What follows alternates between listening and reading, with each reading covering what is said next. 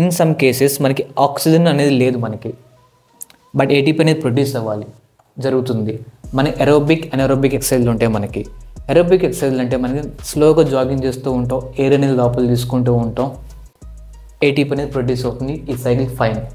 But anaerobic exercise, అదే jogging నువ్వు ఒక స్ప్రింట్ కొట్టావు, ఒక 100 మీటర్స్ స్ప్రింట్ కొట్టావు అంటే నీకు ఎయిర్ అనేది లోపల కంప్లీట్లీ తీసుకో నువ్వు ఆక్సిజన్ అనేది. ఇక్కడ నీకు ఈ సైకిల్ అనేది రివర్స్ కొట్టి పైరువేట్గా కన్వర్ట్ అయింది కదా, ఇది గ్లూకోజ్ అనేది, ఇది లాక్టిక్ యాసిడ్గా కన్వర్ట్ అవుతుంది.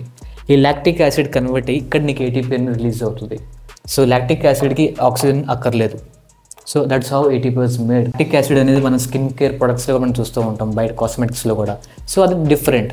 బట్ బాడీ ప్రొడ్యూస్ చేసే లాక్టిక్ యాసిడ్ కూడా కొన్ని బెనిఫిట్స్ ఉంటాయి, కొన్ని మైనస్లు ఉంటాయి. సో అది వేరే టాపిక్ అది. So that's how ATP was made without oxygen.